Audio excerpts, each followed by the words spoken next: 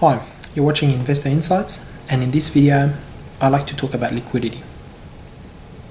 Now, liquidity simply refers to how much transacting on an investment affects the market. Now, a very liquid investment doesn't affect the market when you buy and you sell it.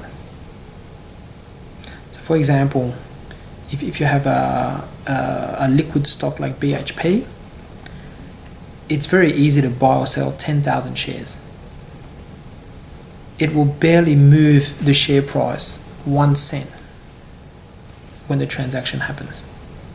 But if you have an illiquid stock, I don't know too many of them because I don't deal in them, but say you have a stock XYZ that only trades 50,000 shares a day, and you got to somehow get rid of 150,000 of them, man, that's just going to crush the price.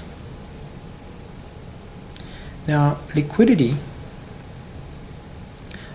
is not only amongst a single asset class. You've got liquidity between various other asset classes. So you've got, for example, real estate investments. Now, these in general are fairly illiquid because buying a house is a big transaction. In a housing bubble, there's few sellers and a lot of buyers, or I should say speculators. When they jump in, they just push up the price. In a housing market crash, the opposite happens. You've got a lot of sellers, not too many buyers, and that crushes the bid. So before you make an investment, you should think about how easy it is to get in and out of.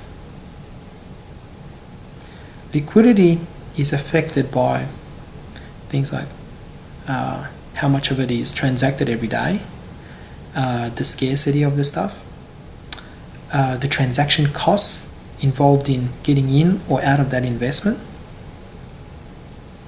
It's not a simple concept, because when you do a huge financial transaction, most of the time your mindset is such that you've done your research. This thing's going to make me money. I'm going to get in and it's all going to be fine. But if you get into a very illiquid investment and the time comes so that you actually got to sell up, whether it be a forced sale through negative circumstances or you've just reached your price target, it could take a lifetime to sell the investment. Now, stocks, as I said, are generally liquid. It doesn't matter how the stock themselves are liquid or illiquid. You can still press a button and you can get rid of them. Yes, the price may go up and down a lot, but you can still get rid of them. You just have to be buying a whole bunch of tissues from the losses. But when it comes to things like housing, real estate, man, you might want to drop the price to nothing and you still might not have any takers. And that's when you're stuck in a very illiquid investment. Yes, I do realize that investments are for the long term, especially in real estate, but you still want to somehow find a niche, just a little corner of the market where you know there's always going to be some sort of bid to hold up your price, so that when bad things happen and you got to move on, at least you can get something back for it.